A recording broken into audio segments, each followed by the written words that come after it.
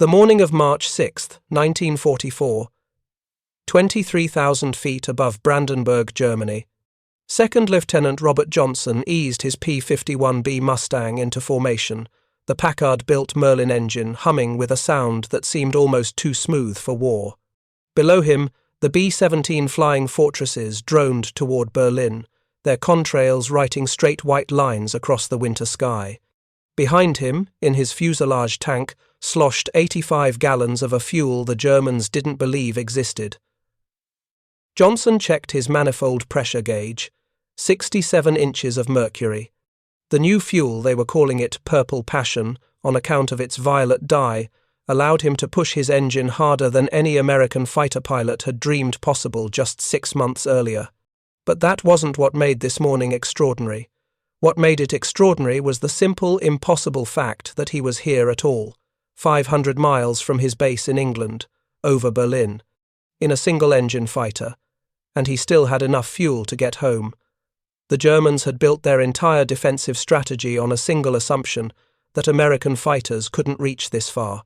Their radar stations had watched the P-47 Thunderbolts turn back over the Rhine, watched the P-38 Lightnings exhaust their range over Brunswick. They had calculated the mathematics of fuel and distance and concluded that the heart of the Reich was safe from American fighter escorts. Hermann Göring himself had declared it impossible. But Johnson was here, and so were 300 other Mustang pilots, orbiting the bomber stream like protective wolves, their aircraft painted in the distinctive markings of the 357th, the 4th, and the 354th Fighter Groups. The impossible had become routine. If you're enjoying this deep dive into the story, hit the subscribe button and let us know in the comments from where in the world you are watching from today. The story of how American fighters reached Berlin begins not with aircraft design, but with chemistry. More specifically, it begins with the problem of detonation, the violent, engine-destroying explosion that occurs when aviation fuel ignites prematurely inside a cylinder. In 1940, when the Battle of Britain hung in the balance, American and British engines were running on 100-octane fuel. It was good, but it wasn't good enough. Octane rating measures fuel's resistance to premature detonation. The higher the number, the more you can compress the fuel-air mixture before it explodes on its own. Higher compression means more power from the same engine, but there's a limit to what you can achieve with simple refining. To go beyond that limit, you need additives, carefully balanced chemical compounds that change how fuel behaves under pressure. The breakthrough came from an unlikely collaboration between American oil companies and British aviation engineers. Standard Oil of New Jersey, working with specifications from the Royal Air Force, developed a fuel designated 100 over 130 octane. The first number 100 represented its performance at lean mixture settings, used for cruising. The second number 130 was actually a performance number, indicating that at rich mixture settings, used for takeoff and combat, the fuel performed 30% better than pure iso-octane. This fuel transformed the war in the air. Spitfires that had struggled to reach 340 miles per hour in 1939 were suddenly hitting 425. The Rolls-Royce Merlin engines in those Spitfires could now run at higher manifold pressures without destroying themselves. British pilots reported that their aircraft felt reborn, as if some fundamental limitation had been lifted. But even 100 over 130 octane had its limits, and by 1943, as American planners contemplated the problem of escorting bombers all the way to Berlin and back a round trip of nearly 1,500 miles, those limits were becoming painfully clear. The man most responsible for pushing beyond those limits was not a fighter pilot or an aircraft designer. He was a chemist named Eugene Houdry, a French émigré who had fled to America in 1931, bringing with him a revolutionary process for refining high-octane aviation fuel. Houdry had originally been working on converting coal into gasoline, a problem of particular interest to resource-poor France. But his catalytic cracking process, which used regenerated catalysts to convert vaporized petroleum into high-octane fuel, turned out to have profound implications for aviation. Working with Sun Oil Company in Pennsylvania, Houdry perfected a method that could produce 100-octane fuel not at 100 times the cost of automotive gasoline, as previous methods required, but at a price that made mass production feasible. The first large-scale Houdry process plant came online in 1940. By the time of Pearl Harbor, American refineries were producing enough high-octane aviation fuel to supply not just the U.S. Army Air Forces, but the RAF as well. Tankers crossed the Atlantic in convoy, carrying thousands of gallons of fuel that would keep Spitfires and Hurricanes flying during Britain's darkest hours. But the story of fuel development didn't end with 100 over 130 octane. Even as that fuel was proving its worth in combat, chemists at multiple companies were working on something more powerful. The goal was a fuel that could push performance numbers even higher, a fuel that would give Allied fighters not just parity with German aircraft, but superiority. The challenge was technical and immensely complex. Adding more tetraethyl lead, the primary anti-knock compound, beyond a certain point produced diminishing returns and could actually foul spark plugs. The solution required a careful balancing act, different aromatic compounds, precise ratios of additives, and extensive testing to ensure that the fuel wouldn't damage engines in the field. By late 1943, British chemists had succeeded in creating a fuel with a performance number of 150 at rich mixture settings. Designated 100 over 150 octane, this fuel allowed Merlin engines to run at manifold pressures exceeding 70 inches of mercury pressures that would have torn apart engines designed for lower-grade fuel. The power increase was substantial, 15 to 20% more horsepower at critical altitudes. But there was a problem. The new fuel was difficult to produce in quantity. It required specific petroleum stocks and careful blending, and it was, quite literally, toxic more so than 100 over 130 octane. Ground crews who handled it needed to take special precautions. Spills on skin could cause chemical burns. The fumes were noxious. In early 1944, as planners at 8th Air Force Headquarters contemplated the strategic imperative of daylight bombing raids on Berlin, they faced a stark calculation. The P-51 Mustang, with its Packard-built Merlin engine and extended range provided by internal and external fuel tanks, could theoretically make the trip. But theoretically wasn't good enough. They needed margin for combat, margin for weather, margin for the unexpected. The decision was made to transition fighter units to 100 over 150 octane fuel. Starting in May 1944, the 8th Air Force began receiving shipments of the new fuel, distinguished by its purple color. RAF fighter squadrons in England made the same transition. By July, most American fighter units operating from England were running exclusively on the higher-grade fuel. The pilots noticed the difference immediately. Their Mustangs felt more responsive, climbed faster, and could sustain higher speeds at altitude. But more importantly, the additional power meant they could carry more fuel in internal tanks, in fuselage tanks, in external drop tanks, and still maintain the performance necessary to fight. The fuel alone didn't enable the Berlin missions. The P-51's range came from a combination of factors: the efficient Merlin engine, the laminar flow wing design that reduced drag, and crucially, the 85-gallon fuselage tank installed behind the cockpit, starting with the P-51B10 model. But the higher-octane fuel was the final piece of the puzzle, the element that transformed a theoretically possible mission into an operationally routine one. On the evening of March 3, 1944, Colonel Don Blakesley stood before his assembled pilots in the briefing room at Debden Airfield. Behind him hung a large map of Europe, and across that map stretched a red line, a line that ran from their base in Essex, across the English Channel, across occupied Holland and Germany, all the way to a single letter, B for Berlin. The room fell silent. Every man present understood what that line meant. They had all heard the calculations, the arguments about range and fuel consumption. They had all been told, at one point or another, that Berlin was beyond reach for single-engine fighters. And yet here was that red line, impossibly long, stretching across the map like an accusation. Blakesley's 4th Fighter Group had received their P-51B Mustangs just 4 days earlier, on February 28th.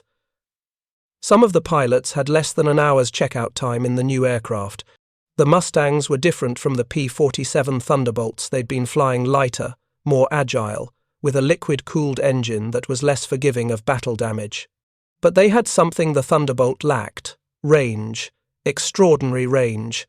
The briefing was matter of fact: takeoff at dawn, rendezvous with the bomber stream over the Netherlands, escort the B-17 seconds and B-24 seconds to Berlin, provide top cover during the bombing run, then escort them home. Total mission time, approximately 7 hours. In a Spitfire, the aircraft many of these American pilots had flown with the RAF's Eagle squadrons before transferring to the USAAF 7 hours, would have required multiple refueling stops. In a Thunderbolt, it would have been impossible. But in a Mustang, fueled with 100 over 130 octane and carrying full internal and external tanks, it was achievable. Just barely. The night before that first Berlin mission, pilots checked and rechecked their fuel calculations. They studied the fuel management procedures, burn the fuselage tank first on takeoff and climb, because fuel that far aft affected the aircraft's center of gravity. Switch to external drop tanks over the North Sea. Drop those tanks before entering combat if possible, because a Mustang trying to dogfight with full drop tanks was a death trap. Then rely on internal wing tanks for the fight and the journey home. The mathematics were unforgiving.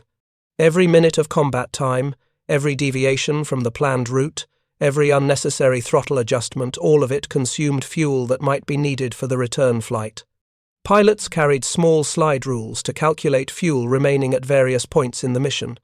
They memorized the gauges, learned to interpret every needle position, every fluctuation. March 4th, 1944, dawned cold and overcast. At bases across eastern England, Mustang pilots climbed into their cockpits in darkness, going through start-up procedures with hands that trembled not from cold, but from the weight of what they were about to attempt.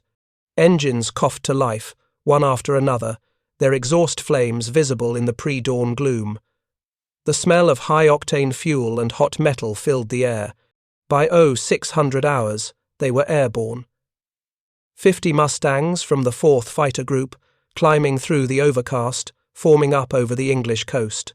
They turned east, toward Germany, toward a city that had seemed unreachable just months before. The bomber crews, watching from their formations at 23,000 feet, saw the Mustangs approach with something like disbelief. They had grown accustomed to watching their escorts turn back somewhere over central Germany, leaving them to face the Luftwaffe alone for the final leg to the target and the early part of the return flight. The losses had been catastrophic, so catastrophic that daylight bombing raids had been suspended twice in the previous year. But on this morning, the Mustangs didn't turn back. They stayed with the bombers past the point where the Thunderbolts usually departed. They stayed with them over Brunswick, over Magdeburg.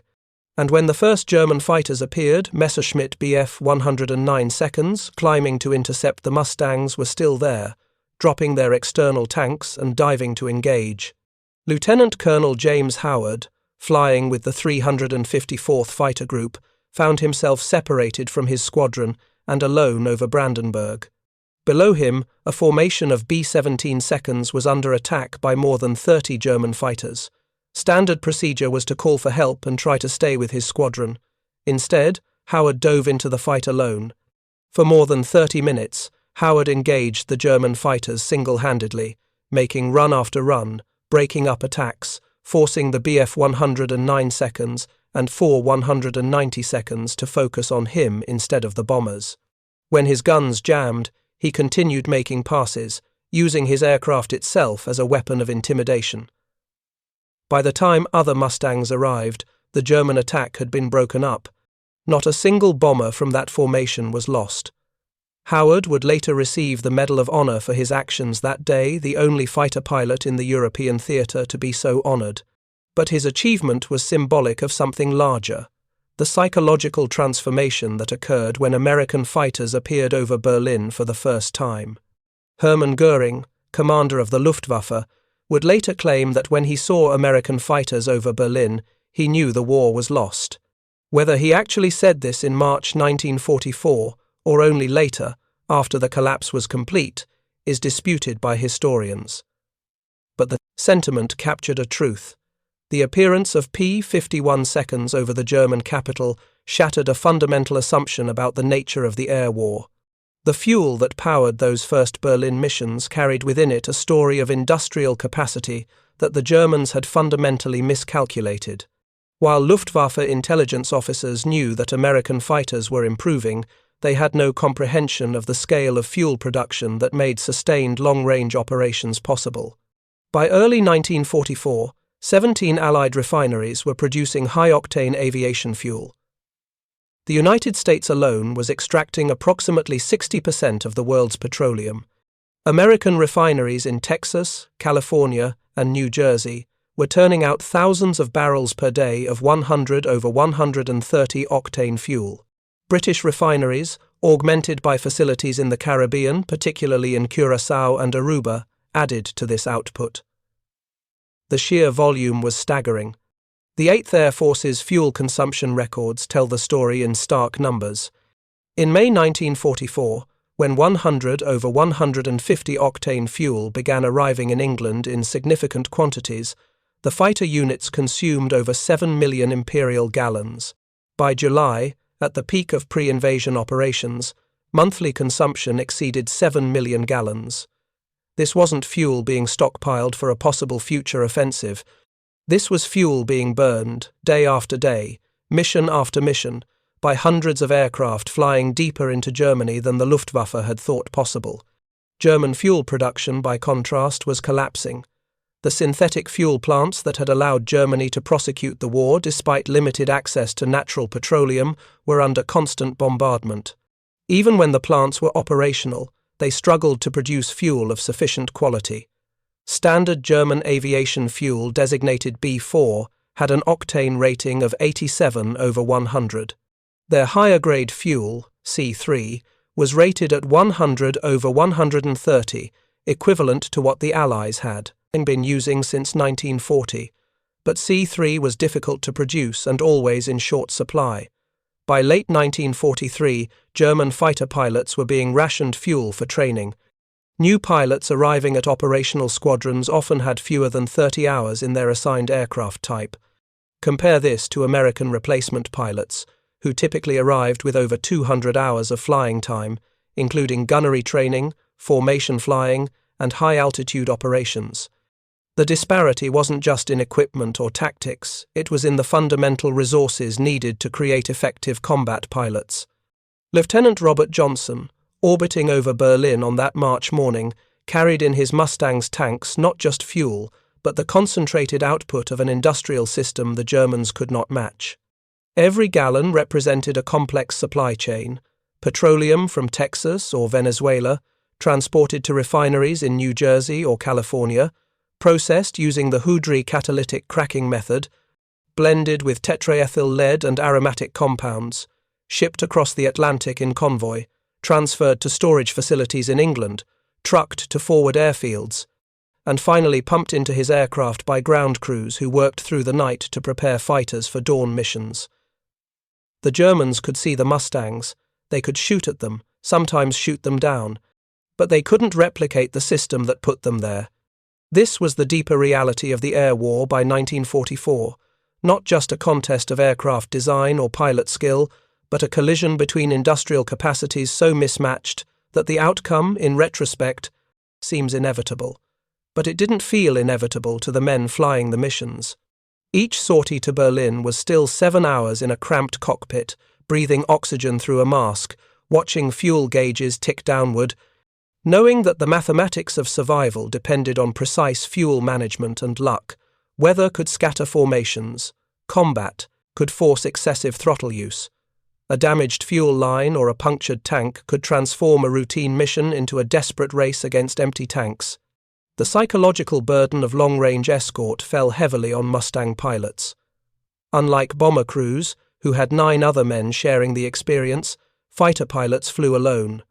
Unlike earlier escort missions, where fighters could turn back when fuel ran low, Berlin missions offered no such comfort. You were committed from the moment you crossed the German border. The only way home was forward all the way to Berlin, through the flak and the fighters, and then back across hundreds of miles of hostile territory. Pilots developed rituals to manage the stress. Some carried lucky charms, coins, photographs, letters from home. Others relied on routine, following the same pre-flight procedures with obsessive precision, as if proper adherence to checklist discipline could ward off mechanical failure or enemy fire. Still others adopted a fatalistic attitude, reasoning that they had no control over whether a German fighter found them or whether an anti-aircraft shell had their name on it. The moment when the impossibility of the situation truly registered for the Luftwaffe came not on March 4th, but 2 days later, on March 6th, when Mustangs returned to Berlin in even greater numbers. The shock of the first mission might have been dismissed as an aberration, a one-time feat achieved through favorable conditions. But the second mission, and the third, established a new operational reality. Luftwaffe Major Günther Rahl, a veteran fighter pilot with over 200 aerial victories, later described the psychological impact of seeing American fighters over Berlin. We knew at that moment that we could no longer defend Germany, not because the Mustangs were better fighters, though they were very good, but because their presence meant that no corner of Germany was safe. Our factories, our cities, our training bases, all were now exposed. The training bases were particularly vulnerable. German fighter pilot training had been moved progressively further from the front lines as the war expanded. By 1944, many training schools were located in central and eastern Germany, areas that had been considered safe from Allied fighters. These schools operated with older aircraft and less experienced instructors. The students were often boys of 17 or 18, rushed through abbreviated training programs to replace the hemorrhaging losses at the front. When Mustangs began ranging deep into Germany on what pilots called rat race, missions freelance searches for targets of opportunity, after completing bomber escort, they found these training bases and attacked them with devastating effect. A German fighter pilot who survived training and made it to an operational squadron might have accumulated 40 or 50 hours in his aircraft type. An American P-51 pilot, arriving at his first operational squadron, typically had over 200 hours, with extensive gunnery training and combat simulation. If you find this story engaging, please take a moment to subscribe and enable notifications. It helps us continue producing in-depth content like this. The disparity in preparation showed in combat results. In the months following the introduction of Mustangs to the Berlin escort role, Luftwaffe loss rates accelerated dramatically. German fighter units that had held their own against earlier American escorts found themselves outmatched not just in aircraft performance, but in pilot skill and situational awareness. Captain Donald Blakesley, commander of the 4th Fighter Group, described the changing dynamics in a letter home. The German pilots we face now are not the same as those we fought 6 months ago. The veterans are still dangerous men with hundreds of hours of combat experience. But most of the pilots we encounter are boys, barely able to keep their aircraft in formation, let alone execute effective attacks against bombers. They come up in large formations, but when we engage them, they scatter. It's not cowardice, it's inexperience. They simply don't know what to do when an experienced fighter pilot gets on their tail. This observation was borne out in kill-to-loss ratios. In the first quarter of 1944, as Mustangs became the primary American escort fighter, the 8th Air Force's fighter groups began posting unprecedented victory tallies. The 357th Fighter Group, equipped exclusively with Mustangs, would eventually claim 565 aerial victories in the European theatre. The 4th Fighter Group would claim over 1,000 enemy aircraft destroyed, both in the air and on the ground. But numbers alone don't capture the psychological dimension of what was happening. The appearance of American fighters over Berlin represented a collapse of strategic assumptions that had guided German air defense planning since 1940. The Luftwaffe had organized itself around the premise that German fighters could intercept Allied bombers over Germany while remaining out of range of Allied fighters. Defense in depth, allowing bombers to penetrate, then attacking them in waves with concentrated fighter formations, had been effective as long as the bombers lacked escort for most of their route. Once Mustangs could escort bombers all the way to any target in Germany and back, this strategy became untenable. German fighters could no longer wait until Allied escorts turned back. They had to engage immediately, fighting through the fighter screen to reach the bombers. This meant accepting combat with fresh American fighters, while German pilots were still climbing to altitude. The tactical advantage shifted decisively to the Allies. The fuel situation compounded German problems. As synthetic fuel plants came under attack, available aviation fuel decreased month by month. By summer 1944, Luftwaffe units were operating under severe fuel restrictions. Training flights were cut back, operational sorties were limited. Pilots sat on the ground while Allied bombers passed overhead, not because they lacked aircraft or courage, but because they lacked fuel to fly. The turning point, the moment when the cumulative weight of these realities became undeniable, came during Big Week, the code name for a series of massive bombing raids in February 1944, just before the first Berlin missions. Over 6 days, from February 20th to February 25th, the 8th Air Force launched nearly 4,000 bomber sorties against German aircraft production facilities, escorted by American fighters operating at the very edge of their range. The raids were costly. The 8th Air Force lost 226 bombers, and their crews over 2,000 men killed, wounded, or captured. But the raids achieved their objective. German aircraft production facilities suffered significant damage, and more importantly, the Luftwaffe lost 355 fighters trying to defend them. For the Germans, these were losses they could not replace. The experienced pilots killed during Big Week represented years of training and hundreds of hours of combat experience. Captain Charles Chuck Yeager, then a P-51 pilot with the 357th Fighter Group, flew escort missions during Big Week. In his combat report from February 22nd, he described engaging a formation of Messerschmitt Bf 110 twin-engine fighters attempting to attack B-17 seconds. They came in from 12 o'clock high, in a loose formation of 8 aircraft. When they saw us, they jettisoned their external fuel tanks and attempted to dive away. I followed the leader down from 28,000 feet. At 15,000 feet, I closed to within 200 yards and fired a 2-second burst. I observed strikes on his left engine and wing root. The engine caught fire. The aircraft entered a spiral and crashed approximately 10 miles northwest of Halberstadt. Yeager's report is clinical, matter of fact, but embedded in those dry sentences is a story of overwhelming advantage. The German Bf 110 pilot was trying to attack bombers his assigned mission. When American fighters appeared, he had to abandon that mission and run. He never had a chance to engage his intended targets. He died trying to escape, shot down by a pilot flying an aircraft with better performance, fueled by superior gasoline, supported by an industrial system that could replace any loss.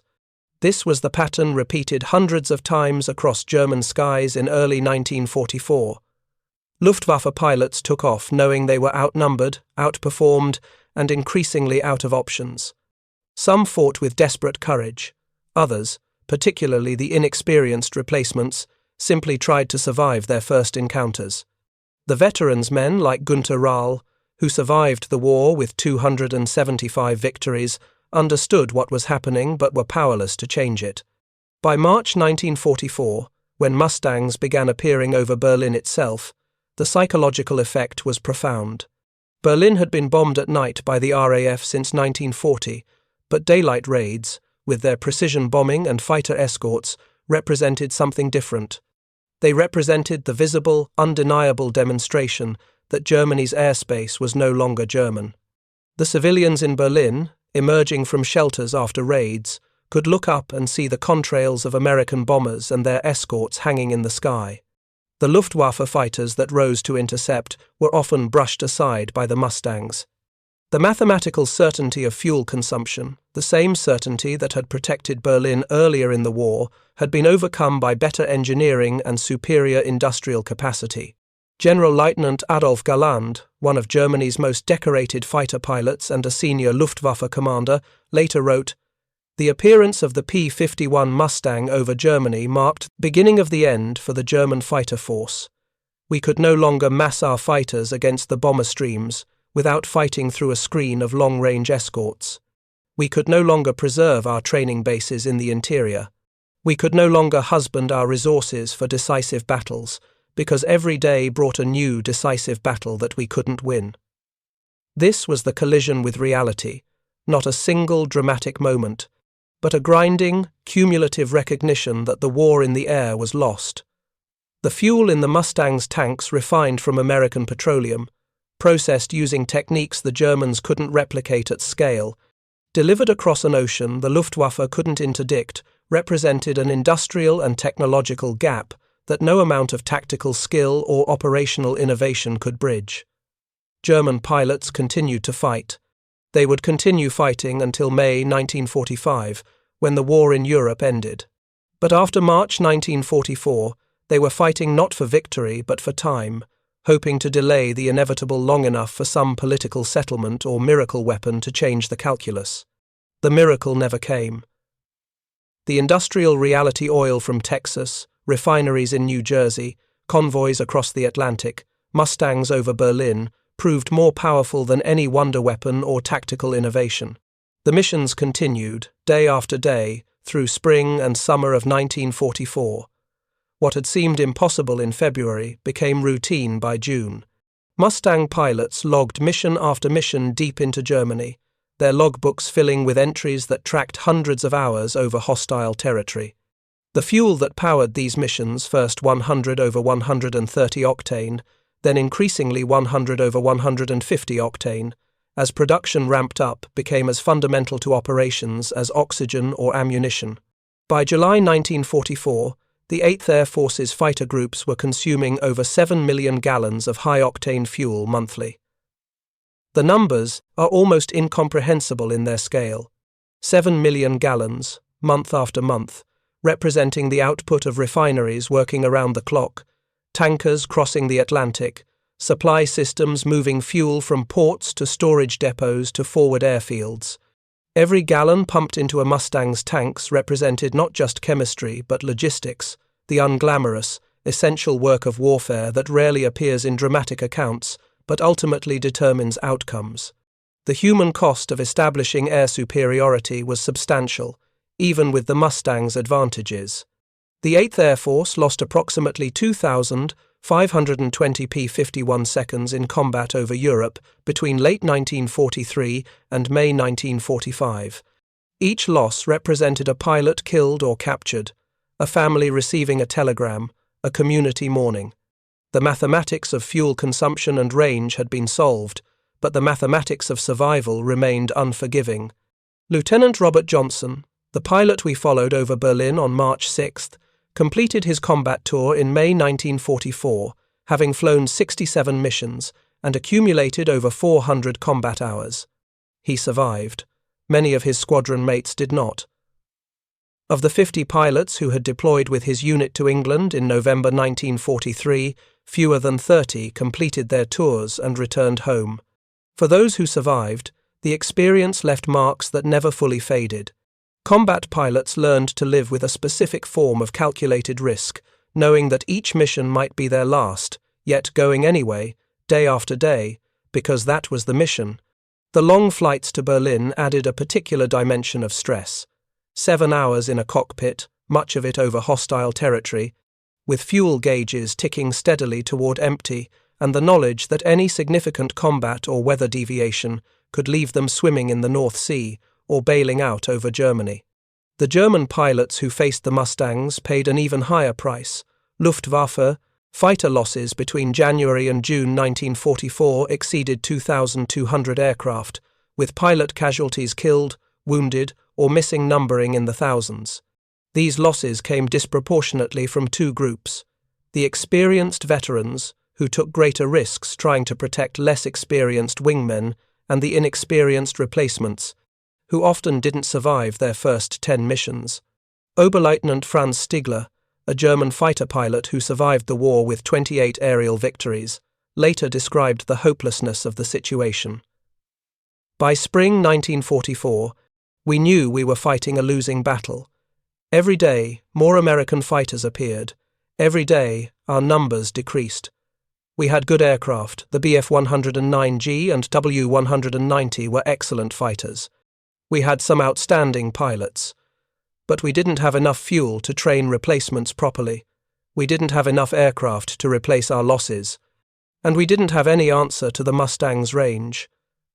The fuel crisis became acute by summer 1944. Allied bombing of synthetic fuel plants intensified following the Normandy invasion. German aviation fuel production, which had peaked at around 175,000 tons monthly in March 1944, dropped to 52,000 tons by June and continued declining. By September, the Luftwaffe was effectively paralyzed by fuel shortages. Aircraft sat on the ground while Allied bombers flew overhead, not because the Germans lacked pilots or planes, but because they lacked the fuel to fly them. This was perhaps the most bitter irony of the air war's final year. German factories continued producing advanced fighters, the Fiaf 190D9, the Me-262 jet, but these aircraft increasingly remained grounded for lack of fuel. The Germans had solved technical problems that the Allies were still grappling with, particularly in jet propulsion. But technical sophistication meant nothing without the industrial base to support sustained operations. The contrast with American fuel availability was stark and growing starker. By late 1944, the United States was producing enough high-octane aviation fuel to supply not just its own air forces, but those of Britain and the Soviet Union as well. American fuel crossed the Atlantic to England, crossed the Pacific to island bases, travelled north to Alaska and south to Australia. The global reach of American power rested on this unsexy foundation. Refineries, tankers, supply depots, fuel trucks. The broader significance of the Mustang's fuel story extends beyond the tactical victories it enabled. The ability to escort bombers to any target in Germany fundamentally altered the strategic calculus of the combined bomber offensive. Before the P-51 entered service in numbers, daylight precision bombing deep into Germany was prohibitively costly. After March 1944, it became sustainable. This shift had cascading effects. With fighter escorts available for the entire mission, American bombers could strike targets that had previously been too distant or too heavily defended. Ball-bearing plants in Schweinfurt, aircraft factories in Regensburg, synthetic fuel facilities across central Germany. Each successful raid degraded Germany's industrial capacity, which in turn reduced the Luftwaffe's ability to defend against future raids. The cycle was self-reinforcing. The destruction of German synthetic fuel production was particularly decisive. By December 1944, Luftwaffe fighter units were receiving less than 10% of their fuel requirements. Training flights ceased almost entirely. Operational missions were severely restricted. On January 1, 1945, the Luftwaffe launched Operation Bodenplatte, a massive surprise attack on Allied airfields in Belgium and Holland, throwing nearly 900 fighters against targets they hoped to catch on the ground. The operation initially succeeded in destroying several hundred Allied aircraft, but the Luftwaffe lost roughly 300 fighters' losses they could not replace. More critically, they expended fuel reserves they could not replenish. After Bodenplatte, the Luftwaffe never again launched an operation of comparable scale. They had gambled their remaining resources on a single strike and came away weakened. The Allies, by contrast, replaced their Bodenplatte losses within days. American factories were producing fighters at rates the Germans could no longer match. The P-51D, introduced in spring 1944, was being built at over 400 units monthly by year's end. These aircraft arrived in Europe fully fueled, their pilots fully trained, ready to join operational squadrons immediately. This was the ultimate expression of industrial advantage, the ability not just to field advanced weapons, but to sustain them in operation indefinitely. The Mustang required fuel, ammunition, spare parts, trained mechanics, replacement pilots. The Allied supply system provided all of this, reliably, month after month. The German system, by 1945, could barely maintain existing units, let alone expand them. The human cost of this industrial mismatch was profound. German fighter pilots in the war's final months flew missions knowing they were unlikely to survive the week. Fuel shortages meant they couldn't train properly. Ammunition shortages meant they couldn't practice gunnery. Many pilots were being sent into combat with fewer than 20 hours in their assigned aircraft, barely enough time to learn basic flight characteristics, let alone combat tactics. American pilots, arriving at their squadrons with over 200 hours of training, encountered these inexperienced opponents and often didn't realize how inadequate their preparation had been. Captain Chuck Yeager, in one of his later combat reports, described shooting down 5 German fighters in a single mission. They seemed confused, unable to maintain formation or execute coordinated maneuvers. When I attacked, they scattered rather than supporting each other. It was almost too easy. This wasn't arrogance, it was observation. The systematic destruction of the Luftwaffe wasn't primarily about individual combat skills. It was about a system that could train, equip, and support pilots consistently versus a system that was collapsing under the weight of industrial insufficiency. The fuel in Yeager's Mustang represented that system. Refineries in America, tankers across the Atlantic, supply chains functioning as designed, all supporting a single pilot in a single aircraft over Germany. By May 1945, when the war in Europe ended, the 8th Air Force's P-51 groups had claimed approximately 4,950 German aircraft destroyed in aerial combat and another 4,131 destroyed on the ground. These numbers represented not just tactical victories but the cumulative effect of sustained industrial advantage. The Mustangs could fly every day because they had fuel every day. The Luftwaffe couldn't because they didn't. The final accounting was stark. Germany began the war with perhaps the world's most experienced and capable air force. They pioneered tactical innovations that shaped air combat doctrine. They developed advanced technologies, jets, rockets, guided missiles that foreshadowed post-war aviation.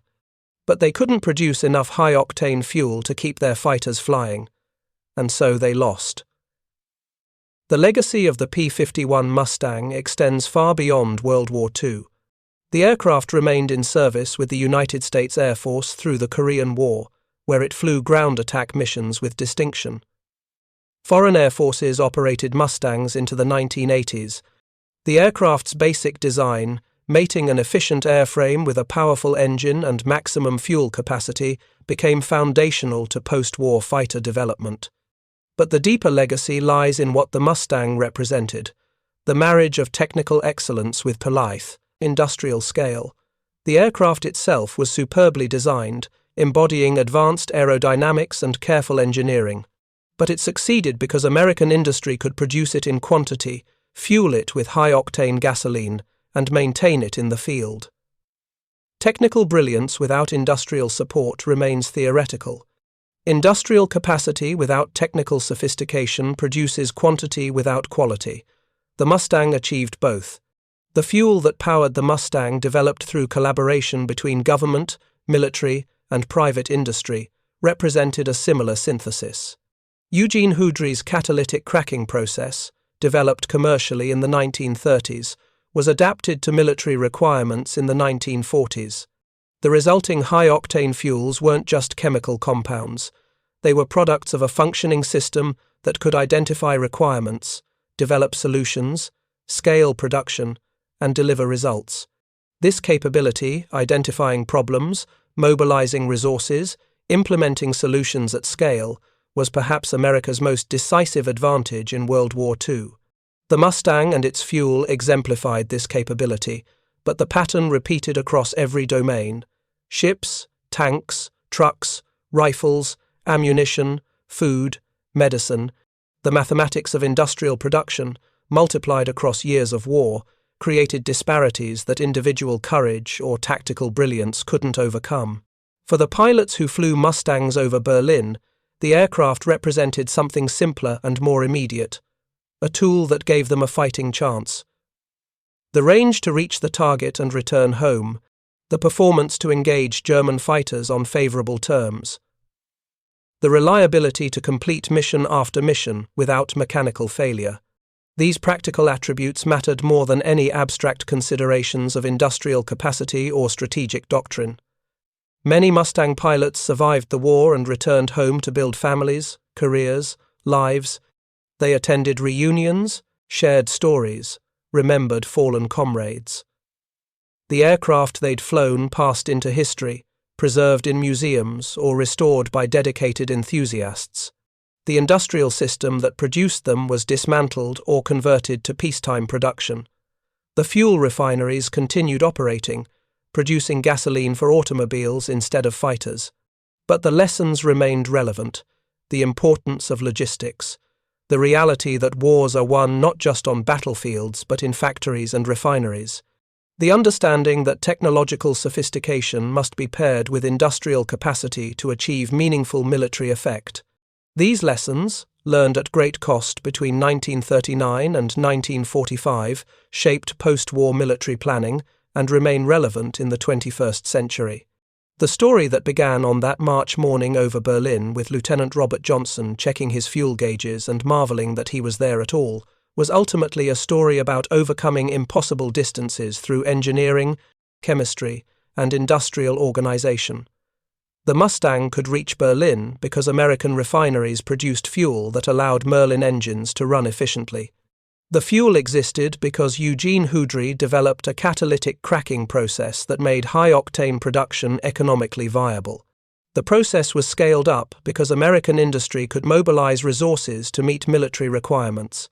Each element depended on the others.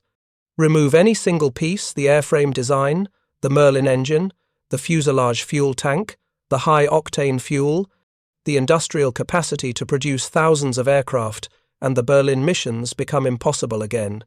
This interdependence, this systematic approach to solving complex problems, characterized the Allied war effort and ultimately determined its success. The cost was substantial. Over 2,500 Mustangs lost, thousands of pilots killed, tens of thousands of bomber crewmen who died despite fighter escort. The liberation of Europe came at a price measured in lives and suffering. The industrial advantage that enabled victory didn't eliminate the human cost. It made victory achievable where it might otherwise have been impossible. Looking back from the perspective of 8 decades, the outcome seems inevitable. But for the men who flew those missions, watching fuel gauges, scanning for enemy fighters, nursing damaged aircraft back across the North Sea, nothing felt inevitable. Each mission was its own challenge, its own calculation of risk and fuel and odds. They flew anyway, mission after mission, because that was what the war required. The fuel that powered them, refined in New Jersey, shipped across the Atlantic, pumped from trucks into wing tanks, was never just fuel. It was the concentrated expression of an industrial civilization mobilized for war. It was chemistry and logistics and determination. It was, in a very real sense, the difference between victory and defeat. And so, on that March morning in 1944, when Hermann Göring reportedly learned that American fighters were over Berlin and said he knew the war was lost, he was recognizing a truth that extended far beyond that single mission. He was recognizing that Germany had entered a contest not just of arms, but of industrial capacity, and that contest was already decided. The Mustangs overhead, their tanks filled with high-octane fuel refined from American petroleum, were simply making that decision visible. The impossible had become routine, and in that transformation lay the story of how the air war was won. Thank you for watching. For more detailed historical breakdowns, check out the other videos on your screen now, and don't forget to subscribe.